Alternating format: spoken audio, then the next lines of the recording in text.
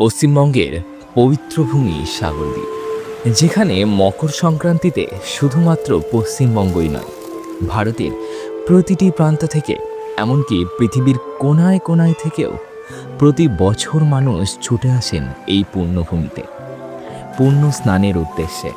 আর তাই প্রায় 1 কোটি পুণ্যার্থীদের সমাবেশ এই মেলাকে বানিয়ে তোলে কুম্ভ মেলার পর পৃথিবীর দ্বিতীয় বৃহত্তম মেলা, যাকে আমি বা আপনি গঙ্গাসাগর মেলা হিসেবেই চিনি।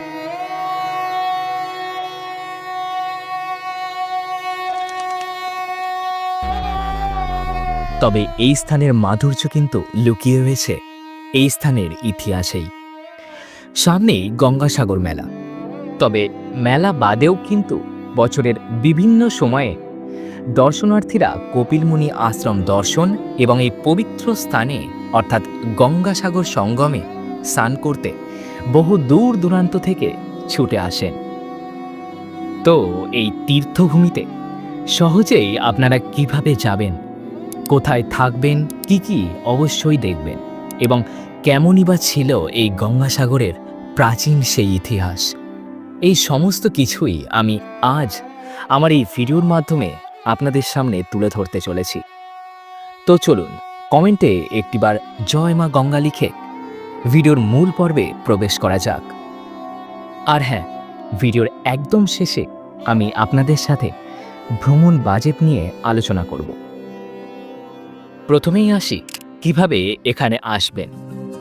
দেখুন, গঙ্গাসাগর বা সাগরদ্বীপ আপনি কলকাতা থেকে দুভাবে যেতে পারেন, একটি সম্পূর্ণ জলপথের মাধ্যমে এবং অপরটি হাফ রেলপথ এবং হাফ জলপথের মাধ্যমে। যদি আপনি সম্পূর্ণ জলপথেই যেতে চান, তবে বাবুঘাট কিংবা ডায়মন্ড হারবার থেকে প্রচুর ক্রুজ এবং জাহাজ পেয়ে যাবেন। সকাল 7:30টায় বাবুঘাট থেকে ক্রুজ ছেড়ে যায়, ডায়মন্ড হারবার পৌঁছায় সকাল 10:30টায়। এরপর ডায়মন্ড হারবারে 10 মিনিট মতো দাঁড়িয়ে এই ক্রুজ সোজা চলে যায় গঙ্গাসাগর কচুবেড়িয়ার ঘাটের উদ্দেশ্যে। যেহেতু এই জার্নিতে প্রায় 5 ঘন্টা সময় লাগে, তাই আমি বলবো সাথে কিছু খাবার অবশ্যই ক্যারি করবেন। এখানকার টিকিট 2 ধরনের হয়, ইকোনমি এবং প্রিমিয়াম ক্লাস। ইকোনমিতে ভাড়া 1300 এবং প্রিমিয়াম ক্লাসে ভাড়া 1600। তবে ডায়মন্ড হারবার থেকে গেলে ইকোনমিতে 600 আর প্রিমিয়ামে 800 পড়বে। এবং আমার ডেসক্রিপশনে লিঙ্ক দেওয়া রইল, চাইলে সেখান থেকেও টিকিট বুকিং করতে পারে। তবে আমি গঙ্গাসাগর পৌঁছেছিলাম সবচেয়ে জনপ্রিয় মাধ্যম অর্থাৎ লোকাল ট্রেনে চেপেই। মাত্র 25 টাকা দিয়ে টিকিট কেটে শিয়ালদাহ স্টেশনের সাউথ ডিভিশন থেকে সকাল 5:20, 7:14 কিংবা 9:16 শিয়ালদার নামখানা লোকাল ধরে পৌঁছাতে পারেন নামখানা স্টেশন।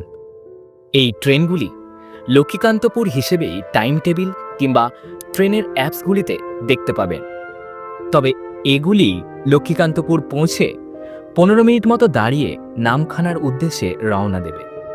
যেহেতু এখানে ট্রেনটা 15 মিনিটের জন্য দাঁড়ায়, সেই কারণে যারা শিয়ালদা থেকে আসেন তারা অনেকেই এই জায়গায় নেমে তাদের সকালের ব্রেকফাস্টটা সেরে নেন।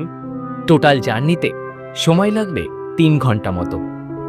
এই যে কাকদ্বীপ, আপনারা চাইলে কাকদ্বীপ নেমে 1 নম্বর প্ল্যাটফর্মের বাইরে বেরিয়ে শেয়ারে টোটো করে পার হেড 20 টাকা ভাড়া দিয়ে পৌঁছাতে পারেন লট নাম্বার 8, এবং সেখান থেকেও কিন্তু প্রতিদিন লঞ্চ বা ভেসেল কচুবেড়িয়া ঘাটের উদ্দেশ্যে ছেড়ে যায়।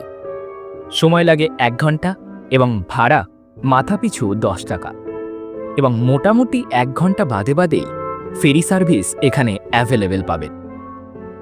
তবে এখানে হয় প্রচণ্ড ভিড়, তাই ভিড় এড়োতে আমরা নামখানা স্টেশন পৌঁছে স্টেশনের বাইরে বেরিয়ে শেয়ারে মাথাপিছু 15 টাকা ভাড়া দিয়ে পৌঁছালাম নারায়ণপুর ফেরিঘাট। তারপর ভেসেলে বেশ কিছুক্ষণ অপেক্ষার পর অবশেষে তা পাড়ি দিল বেনুবনের উদ্দেশ্যে। সুন্দরবনের কোনো একটা খাড়িতে গেলে যেরকম এই যে আশেপাশ দিয়ে সব এই ম্যানগ্রোভ অরণ্যগুলো থাকে এবং মানুষরা যায়, আর বাঘ এরকম জায়গা দিয়ে হচ্ছে সাথে সাথে পার হয়ে যায়, ঠিক তেমন একটা ফিলিংস আসছে। এদিকটাই রয়েছে হচ্ছে বকখালি, আর ওই যে দূরে যে আইল্যান্ডটা হালকা করে এইটা যে সমুদ্র, ঠিক আছে, যে এইখান থেকে যে আইল্যান্ডটা শুরু হয়েছে এটা হচ্ছে মৌসুমী আইল্যান্ড, আর এই সাইডটা আছে হচ্ছে গঙ্গাসাগর। এই বিএসএল করে 16 কিলোমিটার পথ পাড়ি দিয়ে আমরা গঙ্গাসাগরে যাচ্ছি। আর এই গঙ্গা নদী 2500 কিলোমিটার পথ পাড়ি দিয়ে এইখানে এসে মিশেছে। ভাড়া পড়ল জনপ্রতি 40 টাকা। এক্ষেত্রেও সেই একই সময় লাগলো। গঙ্গার জল গড়ায় ধীরে, সাগরের বুকে মেশে সুমিরে পূর্ণের এই মহাতীর্থ ভূমি। দেখুন, লঞ্চে করে এসে সাগরদ্বীপের আপনি যেখানেই নামুন না কেন, সেখান থেকেই গঙ্গাসাগরে যেতে টোটো ভাড়া 60 টাকা, অটো 50 এবং বাস 40, এবং সময় লাগবে প্রায় 1 ঘন্টা মতো। এইবার আসি, গঙ্গাসাগর পৌঁছে তো গেলেন, কিন্তু থাকবেন কোথায়? দেখুন, গঙ্গাসাগরে থাকার জায়গা কিন্তু খুবই সীমিত।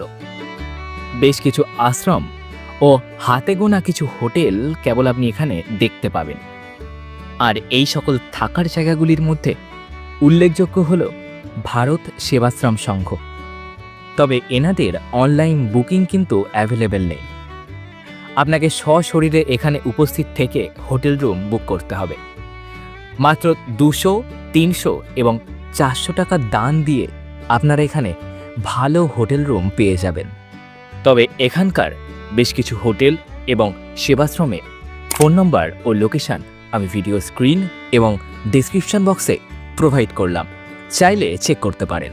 এবং সেই সকল হোটেলগুলি বছরের অন্যান্য সময়ে নন এসিতে 800 এবং এসিতে 1500 টাকা ভাড়া হলেও মেলার সময় হোটেলগুলির ভাড়া কিন্তু প্রায় অনেকটা বেড়ে যায়।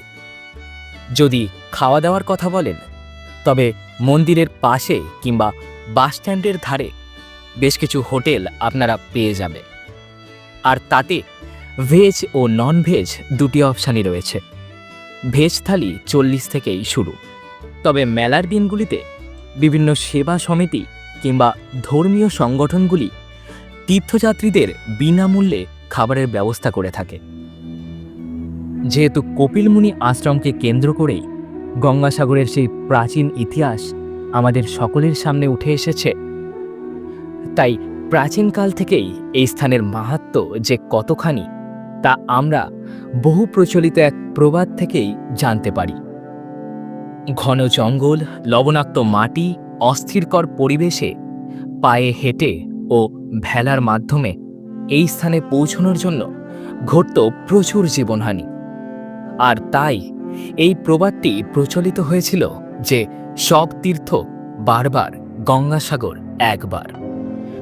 ইতিহাসের পাতা ধরে আরও কিছুটা সময় পিছিয়ে গেলে জানা যায় একদা কপিল মুনির ক্রোধাগ্নিতে সগর রাজার 7000 পুত্র ভস্মীভূত হন এবং তাদের আত্মা নরকে নিক্ষিপ্ত হয়। অতঃপর সগর রাজার পুত্র ভগীরথ স্বর্গ থেকে মা গঙ্গাকে নিয়ে এসে সগর পুত্রদের ভস্মাবশেষ ধুয়ে ফেলেন এবং তাদের মুক্ত করে দেন। এভাবেই গঙ্গা আর সাগরের সঙ্গম হয়ে ওঠে এক পবিত্র ভক্তিমূলক স্থান। আর তাই আজও মকর সংক্রান্তিতে, মানে জানুয়ারি মাসের 14-15 তারিখের দিকে লাক্ষাধিক ভক্তবৃন্দ বহু দূর থেকে এই স্থানে ছুটে আসেন। এই যে এটা হচ্ছে কপিলমুনি সরোবর, পবিত্র সেই কপিলমুনির সরোবর। আর এই রাস্তা ধরে সোজা দেখতে পাচ্ছেন ওই যে বঙ্গোপসাগর, মানে গঙ্গা যেখানে আর কি এসে মিশে গিয়েছে। এইখানেই সকলে স্নান করেছেন, তারা এখান থেকে পুজোর ডালি কিনে এই যে এখানে পুজো দেন। অনেক মানুষ দেখছেন স্নান করতে যাচ্ছে এখন গঙ্গাসাগরেও। যেহেতু গঙ্গাসাগর তীর্থক্ষেত্রের প্রধান কেন্দ্রই হল কপিল মুনির মন্দির, তাই স্নান সেরে বিভিন্ন ডালি নিয়ে আপনারা মন্দিরে পূজা দিতে পারেন। 3টে কিন্তু এই ডালা আর্কেড আছে, ঠিক আছে?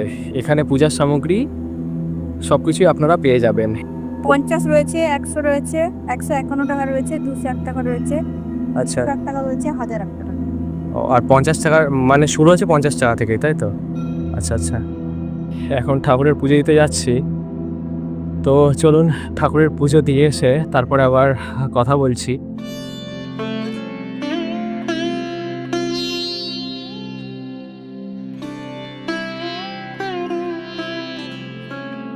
যে এখানে আছে মন্দির, মন্দির থেকে সোজা বেরিয়ে আসি 3 নম্বর, ওইদিকে আরও দুখানা আছে, এবং এই পাশে যে 4 নম্বর 5 নম্বর, মোট 5টা স্নান করার স্পট আছে, সেগুলোতে স্নান করছে। আর চরম ঢেউ কিন্তু এখানে, তো যখন বড়াকোটাল হয় তখন এইগুলো সব ছাপিয়ে যায়।